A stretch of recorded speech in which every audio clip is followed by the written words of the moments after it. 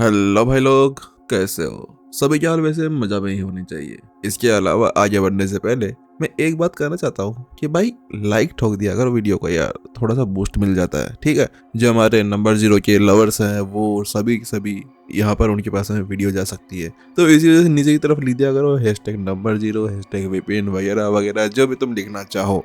और चाहो तो कुछ कर भी सकते हो। वैसे मैं कुछ बोलता नहीं हूँ लेकिन चलो फिर बिना किसी देरी शुरू करते हैं आज के हमारे एपिसोड को।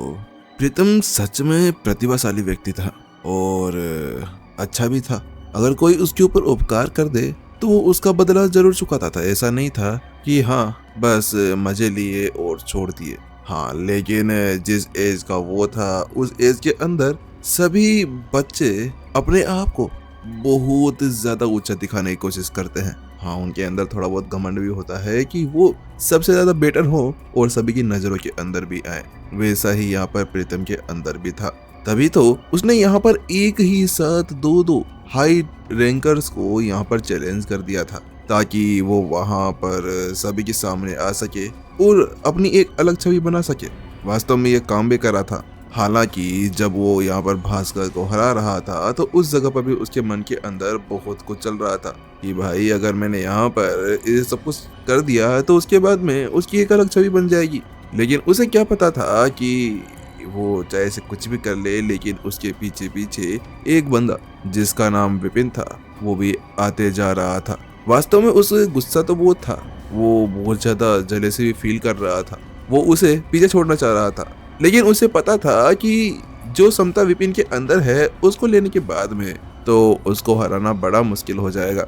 लेकिन अब ये देखकर कि अभी उसके सामने एक ऐसा मौका था, अगर ये मौका उसके हाथ के अंदर लग जाए तो वो उसके लिए एक गोल्डन चांस बन जाएगा आगे बढ़ने के लिए। क्योंकि उसके सामने खड़े हुए फिलहाल के लिए जो तीनों बंदे थे, जो 3 ग्रैंड मास्टर्स थे, वो उसके सामने खड़े थे उसको अपना स्टूडेंट बनाने के लिए। चलो लड़के शुरू करते हैं। जब प्रीतम अपने आप के अंदर खुश हो रहा था, रामेश्वर आगे बढ़ता है और उसके चेहरे के ऊपर एक हल्की सी मुस्कान थी। वो कहता है, ठीक है, तुम्हें इसके अंदर अपना हाथ डालना है और जो तुम्हारी डेस्टिनी है उसकी एनर्जी को थोड़ा सा इसके अंदर मिलाना है। उसके बाद में पता चल जाएगा कि यहाँ क्या होगा और क्या नहीं। वही उसकी बात सुनने के साथ में ही जो प्रीतम था वो यहाँ पर सांस छोड़ता है और आगे की तरफ बढ़ जाता है। वो थोड़ा सा घबराया हुआ भी था, लेकिन उसे पूरा भरोसा था कि वो इन तीनों में से किसी न किसी का तो एक स्टूडेंट बन जाएगा। हाँ, उसे ये नहीं पता था कि यहाँ पर जो सामने वाले एल्डर हैं उनके पास में कौन सी तरह की साधना है। लेकिन वास्तव में अगर वो इन तीनों में से एक का भी स्टूडेंट बन जाता है ना, तो उसे पूरा पक्का विश्वास था कि वो आगे आने वाले टाइम के अंदर एक ऐसी ऊंचाई को छू देगा जिसके सामने तो ये विपिन तो क्या, इसके स्टूडेंट्स भी कुछ नहीं कर सकते थे। उसके बाद में जो प्रीतम था वो अब उस सर्कल के सामने जाकर खड़ा हो जाता है, अपना हाथ ऊपर उठाता है और उस सर्कल के अंदर डालता है। ऐसा करने के बाद में अगले ही पल उसके हाथ के अंदर से कुछ एनर्जी की धागे निकलते हैं और उस सर्कल के चारों तरफ घूमने लगते हैं। लेकिन थोड़ी देर बाद में वहां कुछ नहीं होता। उस चीज को देखने के साथ में ही वहीं पर ही खड़ा हुआ जो मयंक था वो हंसने लगता है। एल्डर रामेश्वर, मुझे लगता है कि तुम्हारी किस्मत बहुत ज्यादा खराब है। ये जो लड़का है ये तुम्हारा स्टूडेंट नहीं है।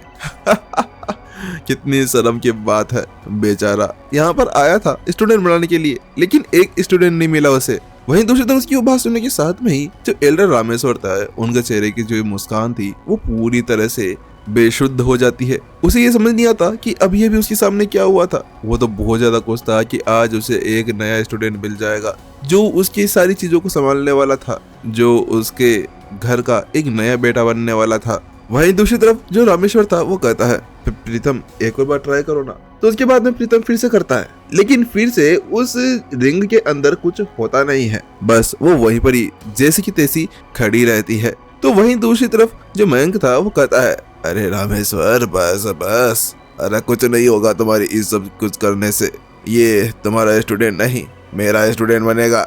इतना कहने के साथ में जो मयंक था वो आगे बढ़ता है। वो भी सेम अपने हाथ के अंदर एक एनर्जी की रिंग बनाता है और उसे आगे की तरफ बढ़ा देता है। प्रीतम आओ आगे, इसके अंदर हाथ डालो और अपनी एनर्जी को इसके अंदर रखो। तुम मेरे स्टूडेंट बनने वाले हो। इतना कहने के साथ में ही मयंक उसको आगे तरफ बढ़ा देता है। उसको देख जो प्रीतम था वो थोड़ी सी राहत की सांस लेता है और कहता है, कोई बात नहीं, एल्डर रामेश्वर का नहीं तो मैं एल्डर मयंक का स्टूडेंट जरूर बनकर रहूंगा। इतना कहने के साथ में ही वो फिर से आगे की तरफ बढ़ जाता है। उसको थोड़ा डर तो लग रहा था, लेकिन वो जानता था कि जब तक वो हाथ नहीं रखेगा तब तक वहाँ कुछ भी नहीं होने वाला था। इसी वजह से वो थोड़ी सी राहत की सांस लेता है और उसके अंदर अपना हाथ डाल देता है और फिर अपनी एनर्जी को रिलीज करता है। उसकी जो एनर्जी धागे थे वो फिर से उस रिंग के चारों ओर घूमने लगते हैं। थोड़ी देर तो वो धागे जो थे वो उस रिंग के चारों तरफ घूम रहे थे। उसको देख मयंक के चेहरे के ऊपर थोड़ी सी मुस्कान थी। उसे लगने लगा था कि वो जो धागे हैं वो शायद अब एब्जॉर्ब होने वाले होंगे, लेकिन उसी वक्त शिक एक आवाज के साथ में वो जो सारे धागे थे वो उस रिंग से दूर हट जाते हैं। ऐसा लगा जैसे कि उस रिंग ने उस एनर्जी को अपने अंदर लेने से साफ साफ मना कर दिया हो। वहीं उस चीज को देख जो बेचारा मयंक था, जो बड़े बड़े सपने देख रहा था, उसके चेहरे के ऊपर भी यहाँ पर पूरी तरह से जो मुस्कान आई हुई थी वो मिट जाती है। ऐसा लगने लगा था जैसे कि यहाँ पर किसी ने उसके चेहरे के ऊपर रोलर फेर दिया हो, क्योंकि अब उसके चेहरे के ऊपर कोई एक्सप्रेशंस बचे ही नहीं थे। मयंक देता है, ये प्रीतम, तुम्हें वहां पर कैसा क्या महसूस हुआ था? तो उसके साथ प्रीतम कहता है, मुझे उसके अंदर थोड़ी गर्माहट और आराम जैसा महसूस हुआ। वहीं जैसे यहाँ पर जो मयंक था उसकी वो बात सुनता है तो उसके साथ में उसके चेहरे के ऊपर की जो झुर्रियां थी, जो मुस्कान थी, वो पूरी तरह से वहीं पर ही विलुप्त हो जाती है। ऐसा लगा जैसे कि बेचारे को यहाँ पर किसी ने चॉकलेट तो दी लेकिन उसके मुंह पे ना लगाने दी। वहीं दूसरी तरफ जो राजन था उसके चेहरे के ऊपर एक जोरदार सी मुस्कान आ जाती है। मयंक, क्या बोल रहे थे तुम इसको अपना स्टूडेंट बनाना चाह रहे थे? अरे ये तुम्हारा नहीं, ये मेरा स्टूडेंट बनने वाला है। तुम भी ना, मुझे लगता है कि तुमने बहुत ज्यादा बड़े बड़े सपने देख लिए थे। यहाँ पर जो राजन था वो यहाँ पर उससे कहता है, और तुम चिंता मत करो, मैं तुम्हारा जो उपकार है वो कभी नहीं भूलने वाला। वास्तव में तुम्हारे 10 भोजन और तुम्हारी वो जो गोल्डन सोल पील है वो तो मेरी होने वाली है। क्षमा करना, लेकिन मुझे यहाँ पर बिल्कुल झिझक नहीं होगी, मैं इनको आराम से ले लूंगा। जो राजन था वो यहाँ पर जो जला हुआ था उसके ऊपर नमक छिड़कने से यहाँ पर बिल्कुल भी घबरा नहीं रहा था। वो तो उसे बार बार प्रवोक कर रहा था कि दोनों को इस तरह से आग लगाई जाए कि दोनों कभी भी उसके सामने बिल्कुल भी ना आए। बड़े आए मेरे से मुकाबला करने, ये तो मेरा स्टूडेंट बनेगा। इसके बाद में जो राजन था वो अपने मन ही मन में सोचने लगता है, वो तो अभी इनको और ज्यादा खिल जाना चाहता था, लेकिन वो जानता था कि यहाँ पर फालतू में इन लोगों को खिलसाने से अच्छा है कि अपना स्टूडेंट चुने। इतना कहने के साथ में वो भी अपने हाथ के ऊपर एक रिंग बना लेता है। इस बार ग्रीन कलर की एक रिंग उसके हाथ के ऊपर आती है जिसके अंदर कहीं ज्यादा एनर्जी भरी हुई थी। वो कहता है, आओ प्रीतम बच्चे, तुम मेरे स्टूडेंट बनोगे। इतना करने के साथ में उसने अपनी उस रिंग को आगे की तरफ बढ़ा दिया। फिर वो ताने मारता है और कहता है, बच्चे इसके अंदर एनर्जी डालो ताकि हम लोग बाकी सभी का जो मुंह है उसको बंद कर सके, बड़ी बड़ी बातें करने वालों को यहाँ 2 चमाटे लगा सके। प्रीतम को अब लगने लगा था कि भाई आज उसकी जो बेइज्जती है उसके ऊपर वो कुछ नहीं कर सकता था। हर बार जब से विपिन से उसे मिला है वो तब से यहाँ पर बेइज्जती के ऊपर बेइज्जती सहते जा रहा है। पता नहीं कितनी बार उसका दिल टूटा है। वो अब यहाँ पर इसका आदी हो चुका था, लेकिन बेचारा एक ऐसा बंदा जिसको यहाँ पर एक जीनियस के नाम से जानते थे, उसके चेहरे के ऊपर बार बार चाटे पे चाटे लगे जा रहे थे। लेकिन इस बेचारे को कौन बताए कि अभी उसके सामने जो खड़ा है वो है विपिन। अगर उसके आसपास में कोई प्रतिद्वंदी आ जाए तो बेचारे का एक ही हाल होता था, उसकी बेइज्जती या फिर उसको नंगा कर मारा जाता था। लेकिन अभी प्रीतम के साथ में तो ऐसा हो रहा था कि बार बार उसे अब आघात झेलने पड़ रहे थे। प्रीतम बेचारा उसकी बात सुनकर एक पल के लिए तो सहन नहीं कर पाया। वो सोच रहा था कि यार मुझे मना ही कर देना चाहिए था, फालतू में इतनी बेइज्जती तो नहीं होती। लेकिन अब वो जानता था कि 2 एल्डर का एग्जाम देने के बाद में तीसरे एल्डर को मना करना उसके लिए बहुत ज्यादा मुश्किल होगा। शायद वो अपने सामने वाले एल्डर को नाराज भी कर सकता था। इसी वजह से जो प्रीतम था उस बेचारे ने अपने दिल के ऊपर हाथ रखा और कहा, जय श्री राम, बस भगवान बचा ले इस बार, मैं यहाँ पर तुम्हें ना मक्खन खिलाऊंगा। प्रीतम आगे बढ़ता है और अपने हाथ के ऊपर, अपने सीने के ऊपर हाथ रखते हुए ये शब्द कहने लगता है। जल्द ही वो उस रिंग के पास पहुंच जाता है और कहता है, बस बजरंगबली बचा लो इस बार, मेरी पार लगा दो। लेकिन उस बेचारे को क्या पता था कि बजरंगबली भी शायद या फिर विपिन के दोस्त थे। तो इसी वजह से वो जैसे उसके अंदर हाथ रखता है तो वहां पर कुछ होता नहीं। वो कहता है मुझे लगा ही था कि मेरे साथ में ये सब कुछ होना ही है। जब मेरे साथ में ये राक्षस खड़ा है तो और कोई क्या ही कर सकता था। ए प्रभु, तुमने तो मेरी इज्जत का भाजीपाला कर दिया। क्योंकि प्रीतम आगे बढ़ते हुए अपने ग्रेटिट्यूड डेस्टिनी की जो एनर्जी थी उसको उसके अंदर डालता है, लेकिन वो जो रिंग थी वहीं की वहीं चुपचाप पड़ी हुई थी, मानो कि उसे तो यहाँ पर उस एनर्जी का रत्ती भर पे बिल्कुल विश्वास नहीं था। मैंने ऐसा क्या कर दिया? अरे विपिन भाई, मैंने तुम्हारा क्या बिगाड़ा है? जब से तुम यहाँ पर आए हो मेरा तो यहाँ पर अनलकी डे शुरू हो गया है। वो अब रोने का कगार पहुंच चुका था। वो सोच रहा था कि सभी के सामने अपने आप को सबसे ज्यादा ऊपर दिखाएगा, लेकिन अब 3 जगह से पूरी तरह से यहाँ पर रिजेक्ट होने के बाद में तो अब उसके मन में तो ऐसा लगने लगा था जैसे कि एक खाली स्थान से भर गया हो। वहीं जो लोग यहाँ पर ये सोच रहे थे कि आज उनके शहर के अंदर से एक जीनियस निकलेगा जो आगे जाकर एक ग्रैंड मास्टर बनने वाला था, वास्तव में अब वो लोग बोलने लायक कुछ भी नहीं बचे थे। उन सभी के चेहरे के ऊपर सन्नाटा पसरा हुआ था। वहीं आरुष और विशाल भी पूरी तरह से यहाँ पर स्तब्ध थे। उन्हें तो लगने लगा था कि प्रीतम इन तीनों में से एक को अपना एक टीचर बना ही लेगा, लेकिन वो भी पूरी तरह से फेल हो गया था। ये बात उनके लिए हजम करने लायक बिल्कुल भी नहीं थी। क्या ये वो नहीं है? जब सभी लोग हैरान परेशान और उन्हें समझ नहीं आ रहा था कि उनके साथ में क्या हो रहा है, कि उसी वक्त जो राजन था वो रामेश्वर की तरफ देखता है और उससे पूछता है, रामेश्वर, क्या ये वही बंदा है जिसे तुम्हें बहुत ज्यादा भरोसा था कि ये इस एग्जाम को पास कर लेगा? तो उसकी बात सुनने के साथ में रामेश्वर का चेहरा पूरी तरह से पीला। मैं उसके मुंह के अंदर कोई शब्द नहीं था कि वो कोई शब्द बोल सके। वो कहता है नहीं, वो मुझे इसके ऊपर पूरा भरोसा नहीं, बस मैंने अपने इंस्टिंक्ट्स के साथ में सोचा था कि शायद ये वही बंदा होगा, क्योंकि इसके अंदर जो मौजूदा लोग यहाँ पर खड़े हुए हैं उनसे ज्यादा प्रतिभा है, तो इसी वजह से मैं इसके ऊपर भरोसा कर रहा था। जैसे ही यहाँ पर राजन ये बात सुनता है तो उसके साथ में उसकी पलकें यहाँ पर फड़कने लगती है। रामेश्वर, तुम बेवकूफ इंसान। लेकिन उस जगह पर वो अपने आप को चुप करा लेता है, क्योंकि वास्तव में वो भी यही सोचता कि ऐसा ही कुछ होगा, क्योंकि सबसे ज्यादा प्रतिभाशाली इंसान ही यहाँ पर अपनी एक ऐसे भाग्य को जगा सकता था, लेकिन अब वो नहीं था। लेकिन जब वो लोग बातें कर रहे थे कि उसी वक्त यहाँ पर जो प्रीतम था वो अपने आप को संभाल नहीं पाया और कहता, एल्डर राजन, मैं एक बार ट्राई करना चाहता हूँ, क्योंकि वास्तव में उसके लिए ये बहुत ज्यादा अपमानदेय होगा कि कोई किसी का वो स्टूडेंट ना बने। इसी वजह से वो फिर से यहाँ पर तैयार होना चाहता था।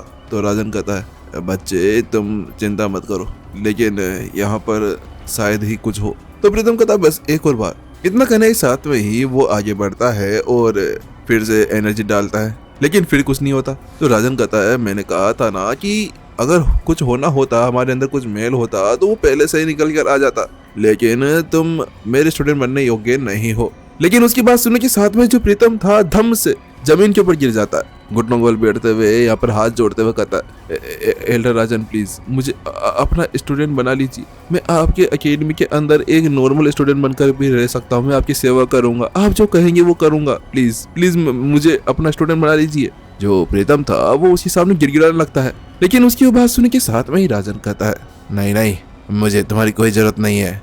इस जगह पर वो पहले तो उससे प्यार से बात कर रहा था, लेकिन अब प्रीतम बार बार उसके पीछे पड़ रहा था, तो इसी वजह से वो उसे साफ साफ मना कर देता है और ऐसे कहता है जैसे कि यहाँ पर वो उसको जानता ही नहीं था। क्योंकि बात कुछ ऐसी थी कि अगर राजन को वास्तव में केवल अपने एकेडमी के अंदर केवल नॉर्मल से स्टूडेंट चाहिए थे, तो वो यहाँ पर एक टूर्नामेंट रख सकता था, और अगर ऐसा होता तो उसके बाद में वो एक ही दिन के अंदर हजारों स्टूडेंट को यहाँ पर चुन सकता था, जो कि प्रीतम से भी कहीं ज्यादा गुना पावरफुल थे।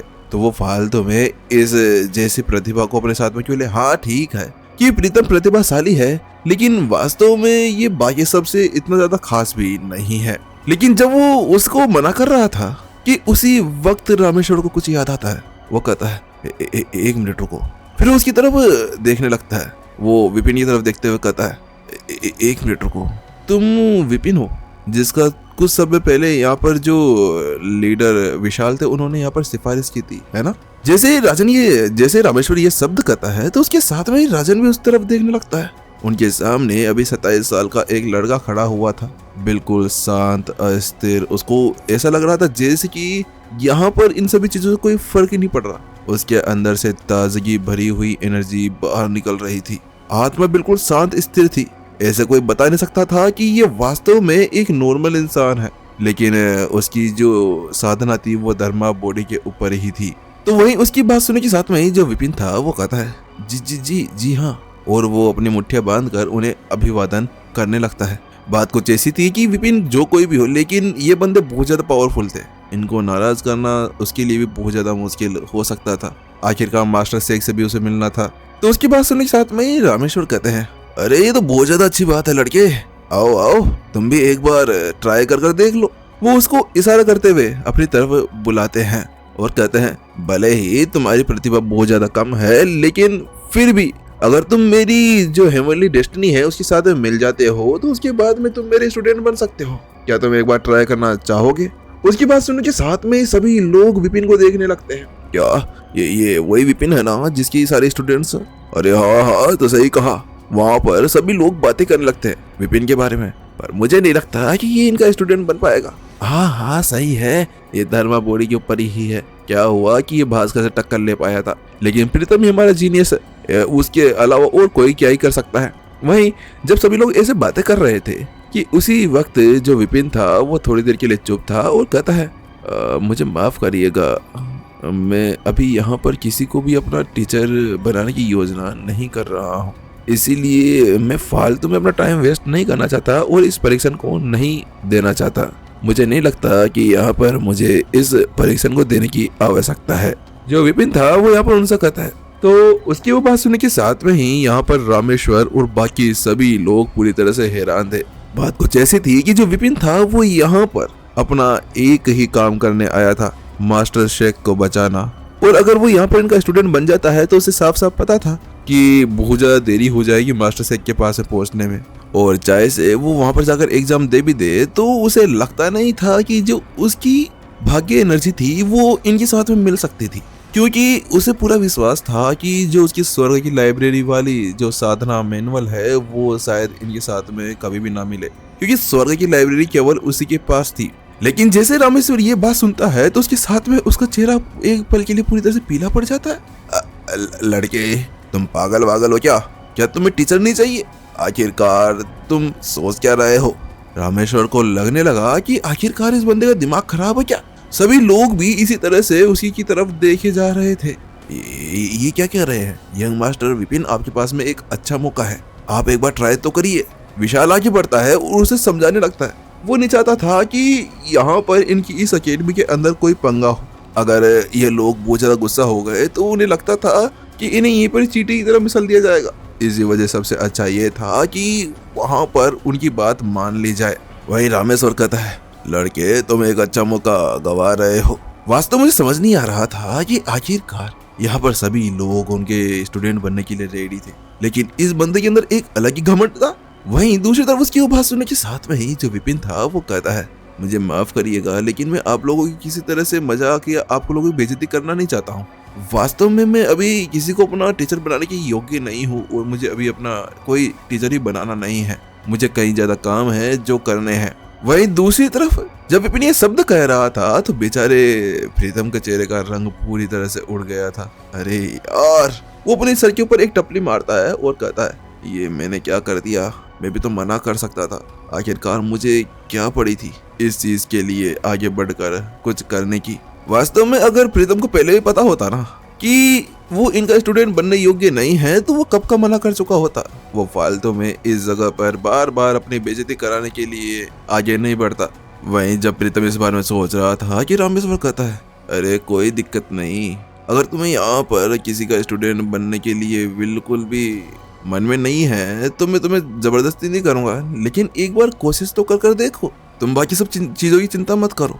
इसके बाद में जो रामेश्वर था वो थोड़ी देर के लिए रुकता है और उसके बाद में एक हल्की सी मुस्कान के साथ में कहता है, इसके अलावा जो मैंने कहा था कि अगर एक बार हमारी यहाँ पर जो डेस्टिनी है वो एक साथ में मिल जाती है तो उस जगह पर जो ये सर्कल है जिसके अंदर कहीं ज्यादा भाग्य एनर्जी भरी हुई है वो सारी तुम्हारी हो जाएगी और तुम्हारी जो साधना है उसको और ज्यादा बढ़ा देगी। इसके अंदर कम से कम हजारों एनर्जी भरी हुई है। लेकिन जैसे ही रामेश्वर ये शब्द कहता है तो उसके साथ में जो विपिन था उसकी आंखें लालच के अंदर चमकने लगती है। सभी को तो पता ही है कि आखिरकार जो विपिन है वो कितना बड़ा लालची इंसान है। वहां पर उसे लगने लगा था कि अभी अभी उसने कुछ गलत सुना हो। वो कहता है क्या एनर्जी? लेकिन जैसे ही रामेश्वर ये बात सुनता है तो उसके साथ में एक पल के लिए उसको झटका लगता है। वो फिर अपने आप को संभालता है और कहता है हाँ हाँ, वास्तव में ये अपने स्टूडेंट के लिए एक छोटा सा तोहफा होता है टीचर की तरफ से। उसके बाद में उसे लगने लगता है जैसे कि यहाँ पर उसने विपिन की कोई बहुत ही ज्यादा खतरनाक चीज को पकड़ लिया, शायद उसकी कमजोरी।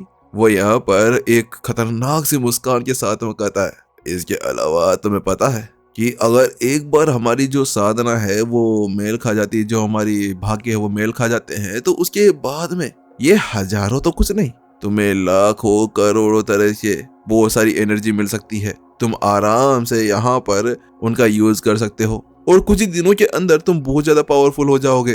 क्या अरबों खरबों? वहां पर जैसे विपिन ये बात सुनता है तो उसके साथ में ही उसके दिल के अंदर बहुत ज्यादा लालच सा भर आता है। लेकिन जैसे ही एल्डर रामेश्वर ये बात सुनते हैं तो एक पल के लिए वो पूरी तरह से खिसक जाते हैं। इस बंदे का दिमाग तो खराब नहीं है। मैं इसको कह रहा हूँ कि ये मेरा स्टूडेंट बनेगा। भाई मैं कौन हूँ? सबसे ज्यादा माहिर कुकिंग वाला। और वास्तव में ये नहीं, ये बंदा पागल वागल लग रहा है मुझे। कितना अपमानजनक है मेरे लिए कि आखिरकार मेरे स्टूडेंट को छोड़कर यहाँ पर ये एनर्जी के पीछे भाग रहा है। वहीं दूसरी तरफ जो विपिन था वो तो बेचारा अपने एक अलग ही सागर में डूब गया था। आसपास में कहीं ज्यादा एनर्जी, वो अपने सपने की दुनिया के अंदर खो चुका था। एनर्जी, इतनी एनर्जी, अगर इतनी एनर्जी मुझे मिल जाती है तो उसके बाद में तो मैं माला माल हो जाऊंगा। उसके बाद में जो मेरी स्वर्ग की साधना टेक्निक है जो यहाँ पर भाग्य की बनी हुई है वो और ज्यादा लेवल अप हो जाएगी। वो पता नहीं कौन से लेवल पर चली जाएगी। और इसके अलावा वो वाटर वेव वो भी बहुत ज्यादा अच्छी हो जाएगी। मैं उस नदी को लेवल अप कर सकता हूँ इतनी एनर्जी मिलने के बाद में। तो विपिन तो इसी के बारे में तेजी से अपने दिमाग के अंदर सोचने लगता है। वास्तव में अभी तो वो यही सोच रहा था कि अगर ऐसा हुआ तो क्या होगा। वहीं जब वो इस बारे में सोच रहा था कि उसी बीच एल्डर रामेश्वर, ये गलत बात है। तुम यहाँ पर अपनी एनर्जी का लालच देते हुए उस बंदे को अपनी तरफ बनाने की कोशिश कर रहे हो। नहीं, हम ऐसा नहीं होने देंगे।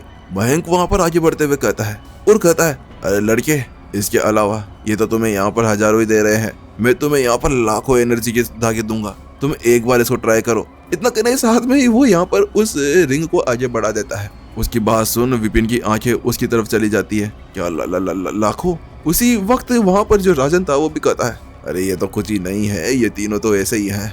मैं तुम्हें यहाँ पर बहुत सारी एनर्जी दे सकता हूँ। इसके अंदर कम से कम 3-4 लाख एनर्जी के धागे हैं। तुम एक बार इसे ट्राई करो।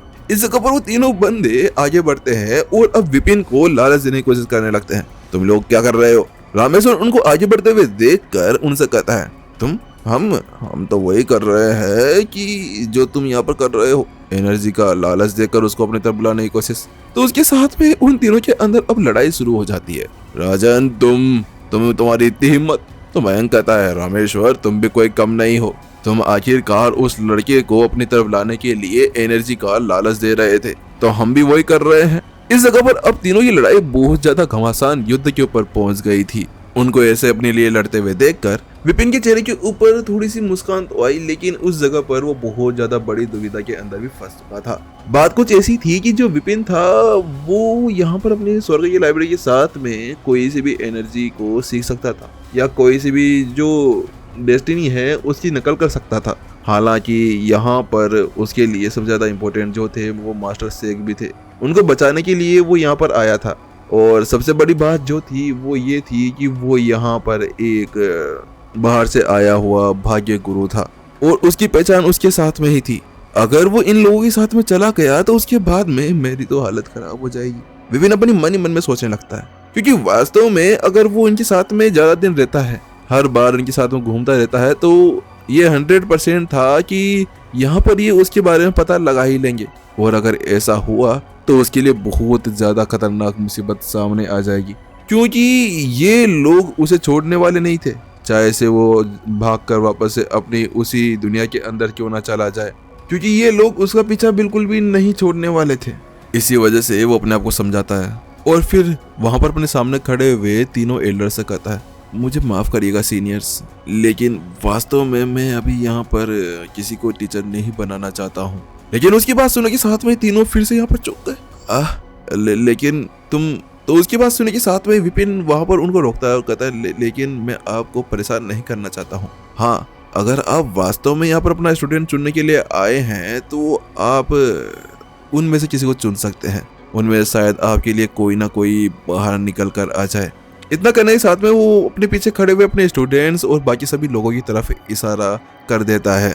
विपिन यही सोच रहा था कि जैसे रोमा और आरव को यहाँ पर चुना गया था, वैसे ही शायद यहाँ पर इन लोगों की नजर इनके ऊपर भी गिर गई होगी और शायद इनमें से कोई इनके लिए एक स्टूडेंट बन सकता था। लेकिन जैसे ही यहाँ पर वो तीनों एल्डर्स उसकी बात सुनते हैं तो उसके साथ में ही वो एक पल के लिए उनकी तरफ देखते हैं और कहते हैं, क्या लड़के, तुम पागल तो नहीं क्या, मैं हम इनमें से ढूंढे? राजन अपनी आंखें सिकोड़ता है और थोड़ी सी झुर्री के साथ में कहता है, लेकिन लड़के ये 20-22 साल के लग रहे हैं, इनकी ताकत भी धर्माबोड़ी के आसपास ही है, प्रीतम से कम। तो उसके साथ में विपिन कहता है, हाँ वो तो है, लेकिन एल्डर सीनियर्स आप ये बताइए कि केवल हम लोग केवल उनकी ताकत के बेस के ऊपर तो हम उनकी टैलेंट को नहीं देख सकते हैं ना, तो आप एक बार कोशिश कर देख लीजिए। उसकी बात सुनने के साथ में ही तीनों की तीनों चुपचाप हो जाते हैं। उन्हें समझ में आता है कि हाँ, वास्तव में लड़का ठीक कह रहा था। ये जरूरी थोड़ा है कि जिस बंदे के पास में टैलेंट है वो इतना ताकतवर भी हो, क्या पता उसके पास में साधन ना हो। प्रीतम तो वैसे ही देखने से बहुत ज्यादा अमीर खानदान का लग रहा था। इसी वजह से वो तीनों की तीनों यहाँ पर थोड़ी देर के लिए शांत हो गए थे। उन दिमाग में यही चल रहा था कि वो लोग कितना गलत सोच रहे थे। उसी वक्त जो राजन था वो कहता है, हाँ लड़के, तुम ये ठीक कर रहे हो, अगर तुम यही चाहते हो तो हम तुम्हारी बात मान लेते हैं। इतना कहने के साथ में ही जो राजन था वो आगे की तरफ बढ़ता है और कहता है, ठीक है, तुम सभी यहाँ पर तैयार हो जाओ, मैं तुम्हारा टेस्ट लेने वाला हूँ। इतना कहने के साथ में ही वो उस रिंग को अपने पास में बुलाता है। उसके साथ में ही वो उस रिंग को ऊपर की तरफ उछालता है। वो रिंग जल्द ही यहाँ पर उन सभी के ऊपर चली जाती है। उसके बाद में जो राजन था वो अपनी एनर्जी का छोटा सा टुकड़ा उसके अंदर डालता है। जैसे ऐसा करता है कि अगले ही पल एक आवाज आती है और वो जो रिंग थी वो धीरे धीरे बढ़ते हुए उन सभी के चारों तरफ बड़ी हो जाती है, उन सभी की तरफ एक घेरा बना लेती है। अगले ही पल उस रिंग के अंदर से एनर्जी निकलती है और वो एनर्जी सीधे उन सभी की तरफ बढ़ जाती है। उसके बाद में राजा अपना हाथ करता है और उस रिंग को नीचे की तरफ ले आता है और कहता है, ठीक है बच्चों, अब तुम सभी को यहाँ पर ऐसा करना है कि तुम्हारी एनर्जी, जो तुम्हारी साधना है, जो तुम्हारा भाग्य है, उसकी एनर्जी को चलाओ और इस रिंग के अंदर डालो। इसकी बात सुनने के साथ में सभी लोग वहां पर ऐसा ही करने लगते हैं। विपिन के सारे स्टूडेंट्स वहां पर अपनी एनर्जी का यूज करते हैं और जो उनकी डेस्टिनी एनर्जी थी वो उसे चलाने लगते हैं। अगले ही पल उन सभी के आसपास में कुछ अलग अलग कलर की एनर्जी फैलने लगती है। किसी के पास में रेड एनर्जी थी तो किसी के पास में ग्रीन एनर्जी थी। वो एनर्जी जल्द ही उस घेरे के अंदर चारों ओर घूमने लगती है। उसी वक्त जो रामेश्वर थे वो आगे बढ़ते हैं और कहते हैं, राजन आपको क्या लगता है कि क्या इनमें से कोई होगा? तो उसके बाद सुनने के साथ में ही राजन कहते हैं, मुझे लगता तो नहीं, लेकिन टेस्ट करने से क्या ही चला जाएगा। इसके अलावा अगर नहीं भी निकला तो वहाँ पर वो लड़का तो है ही, उसमें तो हमारी कुछ प्रतिभा हो ही सकती है। हाँ सही कहा। मयंक आगे बढ़ता है और कहता है, इसके अलावा हम लोगों ने भी अपनी वो एनर्जी महसूस की थी कि यहाँ पर किसी ना किसी ने कुछ, लेकिन उसी वक्त जब वो यहाँ पर कुछ अपना शब्द कंप्लीट करने वाला था कि अगले ही पल एक जोरदार धमाका होता है। अगले ही पल वहां पर उस सर्किल के अंदर एक ग्रीन कलर की एनर्जी की लकीर ऊपर की तरफ खिंच जाती है। वो ग्रीन कलर की जो एनर्जी की लकीर थी वो जस्ट वहां पर जो वो रिंग बनी हुई थी वो उसके अंदर जाकर मिलती है और अगले ही पल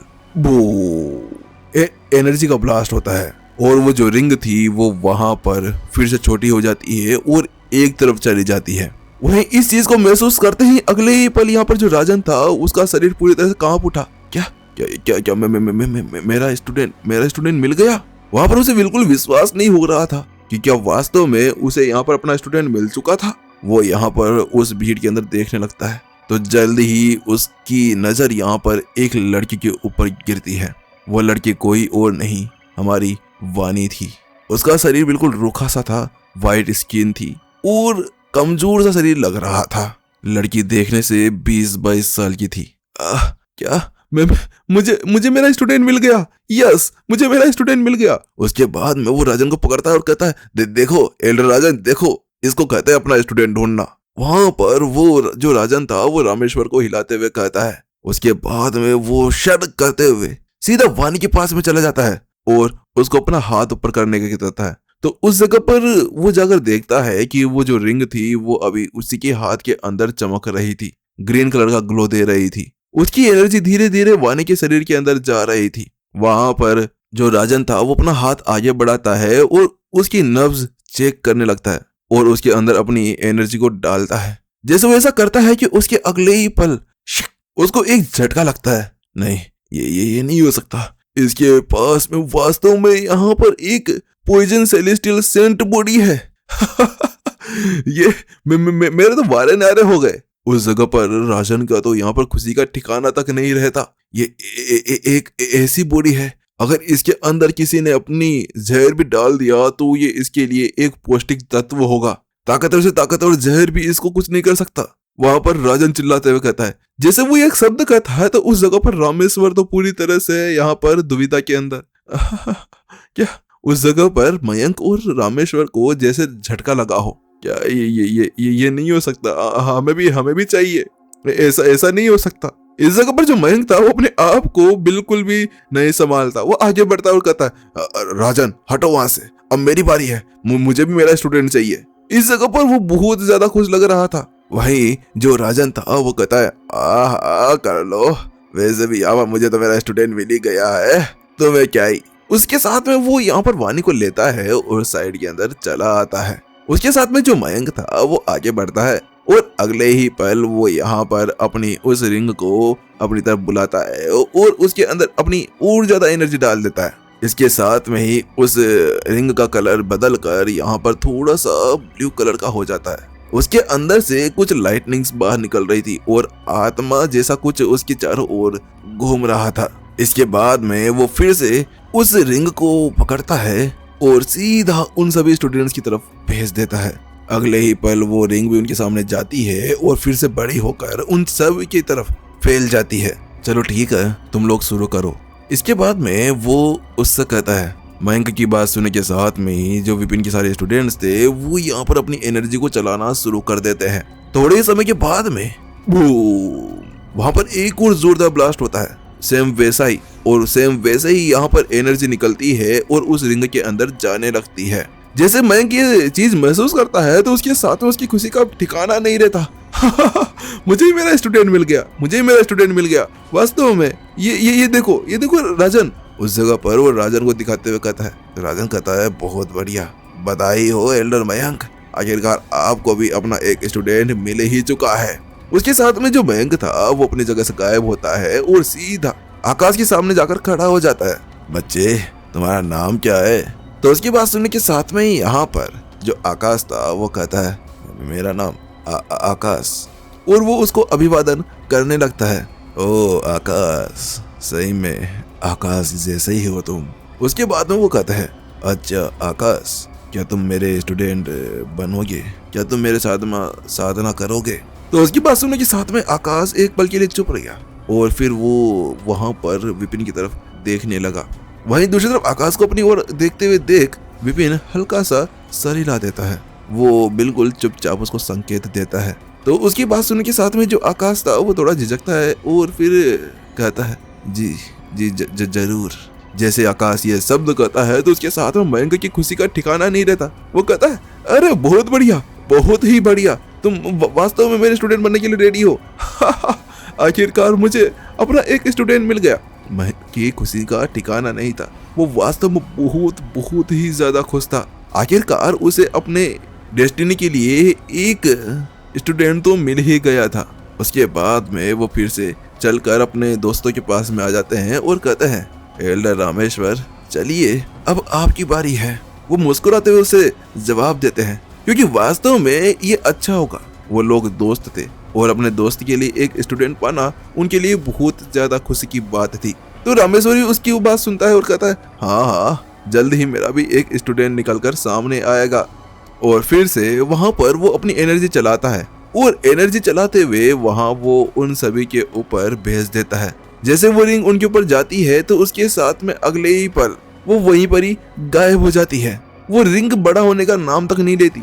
उस चीज को देखकर जो यहाँ पर रामेश्वर था वो एक पल के लिए खुश क्या मुझे मेरा स्टूडेंट मिल गया। मेरे प्यारे स्टूडेंट तुम कहाँ हो? बाहर आओ तुम कहाँ हो? जैसे रामेश्वर यहाँ पर ये चीज देखता है कि उसकी रिंग यहाँ पर झट से गायब हो गई थी तो उसके लगने लगता है जैसे कि यहाँ पर आज तो उसके वारे न्यारे हो जाएंगे। जब रामेश्वर ये शब्द कह रहा था कि उसी वक्त हिन यहाँ पर एक घोड़ा निकलते हुए सीधा भीड़ से बाहर आ जाता है। इस जगह पर कालिया के मुंह के अंदर एक रिंग थी जिसको वो चबा रहा था। Butter butter butter butter. जैसे रामेश्वर उस चीज को देखता है तो बेचारे की खुशी का ठिकाना ही नहीं रहता क्योंकि उसकी खुशी यहाँ पर गायब हो गई थी। ये क्या एक घोड़ा? अबे तुम्हारा दिमाग खराब हो क्या भाई? मुझे स्टूडेंट चाहिए था, मुझे कोई पालतू जानवर नहीं चाहिए। वहां पर रामेश्वर कहते हैं। इस जगह पर सभी लोग पूरी तरह से स्तब्ध खड़े थे। तीनों एल्डर्स के साथ में जो हॉल के अंदर थे वो सभी भी यहाँ पर उस घोड़े को देख रहे थे जो कि अभी उस रिंग को बटर बटर करते हुए खा रहा था। वो अभी उसे चबा रहा था और अपने होठ चाट रहा था जैसे कि यहाँ पर आज उसे कोई टेस्टी चीज मिल गई हो। कमरे में तो मानो सन्नाटा सा छा गया था। सभी लोग बिल्कुल मूर्ति की तरह खड़े हुए थे। उन लोगों को बिल्कुल समझ नहीं आ रहा था कि उनके सामने ये चल क्या रहा है। क्या जो वो लोग देख रहे थे वो एक सपना है या हकीकत? यही बात उन लोगों को अभी तक समझ तक नहीं आ रही थी। वहीं जब सभी लोग पूरी तरह से हैरान परेशान थे, वहीं दूसरी तरफ जो प्रीतम था उसका तो एक अलग ही हाल हो गया था। उसको लगने लगा था कि अब वो यहाँ पर रोने वाला है। आखिरकार उसने सोचा था कि वो यहाँ पर किसी न किसी का एक स्टूडेंट बन जाएगा और उसके बाद में वो विपिन को दिखाएगा कि वो कितना ज्यादा ताकतवर है। वो उसे दिखा था कि आखिरकार उसके सामने उसकी कोई हैसियत ही नहीं। चलो ठीक है, वो सब तो अलग बात है, लेकिन अब ये अरे भाई ये चल क्या रहा है मेरे साथ में? ये सभी लोग क्या मेरा मजाक उड़ाना चाहते हैं?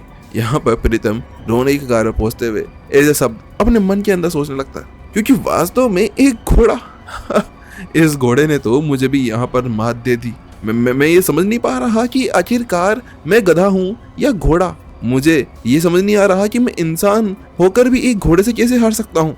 बेचारा प्रीतम सदमे के अंदर जा चुका था। उसे तो ये समझ तक नहीं आ रहा था कि भाई आखिरकार मैंने तुम्हारा बिगाड़ा क्या है। विपिन, तुमने मेरे हाथ से सब कुछ छीन लिया है। जब प्रीतम इसी तरह से अपना मातम मना रहा था, रो रहा था, कर रहा था, लड़कियों की तरह कर रहा था, वहीं दूसरी तरफ जो आरुष था वो भी अभी सदमे के अंदर था। उसको मानो कि यहाँ पर किसी ने भूत सूंघ लिया हो। वो अभी विशाल की तरफ देखता है तो वहीं वो पाता है कि विशाल का चेहरा पूरी तरह से पीला पड़ गया था। उसका मुंह जमीन को टच होने लायक था। ऐसा लग रहा था जैसे कि इस बंदे का तो पूरी तरह सॉकेट उड़ गया हो। लेकिन अभी वो रामेश्वर की तरफ देख रहे थे क्योंकि थोड़े समय पहले रामेश्वर जी बहुत ज्यादा बड़ी बड़ी बातें कर रहे थे कि वो ऐसा स्टूडेंट बनाएंगे, सबसे ज्यादा पावरफुल बनाएंगे, उसको अपना बेटा बेटी बनाकर रखेंगे। लेकिन अब क्या? अब तो उनके सामने एक घोड़ा खड़ा था जो अब शायद उनका स्टूडेंट बनने के लिए तैयार था। ये क्या हो रहा है?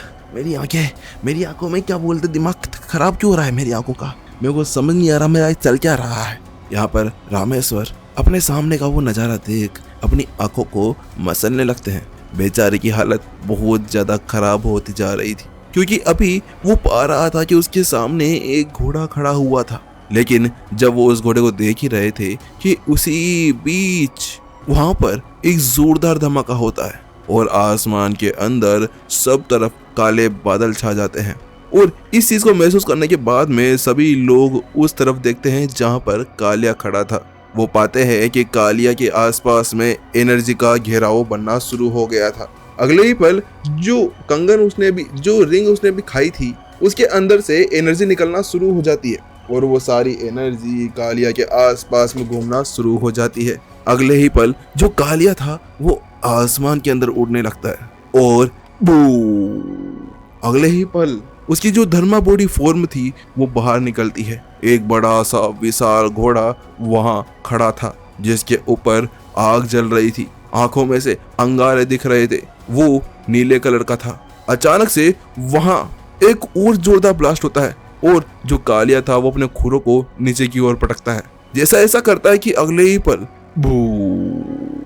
एक जोरदार धमाका होता है और कालिया के जो खुर थे वो बहुत ज्यादा डार्क होते जाते हैं। अगले ही पल जो उसका धर्मा फॉर्म था उसके पीछे गैलेक्सी का एक द्वार घुसता है और अगले ही पल जो कालिया की बॉडी थी वो थोड़ी सी चेंज हो जाती है। अगले ही पल जो कालिया था वो यहाँ पर धर्मा बॉडी रियलम को छोड़कर गैलेक्सी रियलम के ऊपर चला जाता है। लेकिन ये चीज यहीं पर नहीं रुकती, उसके देखते ही देखते कालिया के आसपास में उसकी एनर्जी वेव्स घूमने लगती है। उसकी साधना, उसकी डेस्टिनी जो यहाँ पर उसने बनाई थी कुकिंग से रिलेटेड, उसकी एक नदी बाहर निकलती है। जैसे ही वो नदी बाहर निकलती है तो उसके साथ में ही रामेश्वर के चेहरे का रंग उड़ जाता है, क्योंकि वो यहाँ पर उस नदी को देखकर पहचान गया था ये नहीं हो सकता, ये एक कुकिंग दाव डेस्टिनी है। ये इस घोड़े के पास में ये क्या वास्तव में इसने मेरी विरासत समझ ली। यहाँ पर उसकी आंखें खुले की खुली रह जाती है। लेकिन कैसे ये कैसे हो सकता है? नहीं मैं ना, ये नहीं हो सकता। वहां पर रामेश्वर को समझ नहीं आ रहा था कि उसके साथ में ये चल क्या रहा है। यार ये घोड़ा कैसे बावर्ची बन सकता है? ये अपने खुरों से चाकू कैसे पकड़ेगा, सब्जी को कैसे काटेगा, कढ़ाई को कैसे उछालेगा, मैं इसको जो सिखाऊंगा वो कैसे सीखेगा? नहीं मैं ये सोच भी नहीं सकता। इस जगह पर रामेश्वर पागल हो चुका था। वो अपने बालों को नोचने लगा था, उसके बाल तो हाथों के अंदर तक आ रहे थे। मामा ये हो क्या रहा है? हे प्रभु, तुम मेरे साथ में खेल क्यों रहे हो? इस जगह पर वो सारी बातें इमेजिन करने लगता है कि जब वो किसी और को उससे मिलाएगा और सभी लोग कहेंगे ये देखो ये मेरा स्टूडेंट है, मेरे बच्चे जैसा है। लेकिन मैं क्या कहूंगा? वो लोग तो मेरे यहाँ पर रेपटे रखेंगे या फिर मेरा मजाक उड़ाएंगे। मैं अपना मुंह कैसे दिखा पाऊंगा? इस जगह रामेश्वर अपने मन ही मन के अंदर रोने लगता है। बेचारे के साथ में बड़ा बुरा हुआ था। उसने सोचा था कि लड़का होगा तो बेटा, लड़की होगी तो बेटी, लेकिन अब घोड़ा था। अब क्या इस घोड़े को वहां पर वो अचार बनाए? जब रामेश्वर इसी बारे में सोच रहा था कि उसी बीच एक चांटे की आवाज आती है। जैसे वो चांटे की आवाज रामेश्वर सुनता है तो वो देखता है उस तरफ। वो पाता है कि विपिन अभी कालिया के सामने खड़ा था और उसका हाथ अभी कालिया के गाल के ऊपर था, क्योंकि उसने उसको वहां पर एक जोरदार तमाचा लगा दिया। वही कालिया भी इस चीज से हैरान और वो यहाँ पर रोने लगता है। तो उसको देख विपिन कहता है, कालिया बेवकूफ, तुमने ये क्या किया? तुम उस रिंग को कैसे निगल सकते हो? तो उसकी बात सुनने के साथ में ही जो अपना कालिया था वो यहाँ पर हिन करने लगता है, मानो कि वो कह रहा हो इसमें मेरी क्या गलती, मैंने क्या किया है? मुझे तो बस इसके अंदर अपनी एनर्जी मिली थी। बात कुछ ऐसी है कि कालिया ने भी यहाँ पर इस चीज को समझ लिया था कि ये जो एनर्जी है वो उसकी सेम डेस्टिनी के द्वारा मिलती है, और वैसी ही सेम एनर्जी देखते हुए उसके मुंह के अंदर पानी आया और उसने यहाँ पर उसको डोनट समझकर खा लिया था। लेकिन उसे बिल्कुल भी ये अंदाजा नहीं था कि उसकी इस लापरवाही की वजह से उसका जो मालिक था वो यहाँ पर गुस्सा हो जाएगा। वही उसको देखकर यहाँ पर जो रामेश्वर थे वो खुद को रोक नहीं पाए और उसे पूछते हैं, ये सब क्या हो रहा है, तुम क्या कर रहे हो? तो विपिन कहता है, मुझे माफ करेगा सीनियर, लेकिन बात कुछ ऐसी है कि ये घोड़ा मेरा पालतू जानवर है। इसकी गलती के लिए मैं आपसे माफी मांगता हूँ कि आपकी उस एनर्जी को इसने निगल लिया।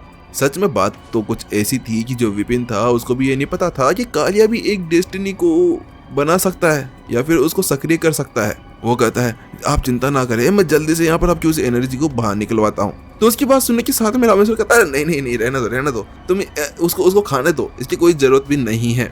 उसके बाद में वो अपने आप को समझाता है, फिर कहता है ऑल इज वेल, और उसके साथ में आगे तरफ जाता है और वहां पर कालिया के सामने जाकर खड़ा हो जाता है और कहता है, क्या तुम खाना बना सकते हो? तो उसकी बात सुनने के साथ में मानो कि कालिया ने उसकी बात समझ ली हो, वो अपना सर ऊंचा करता है और हिन करने लगता है। तो विपिन उसका अनुवाद करते हुए कहता है, ये कह रहा है कि आप किसे कम समझ रहे हैं।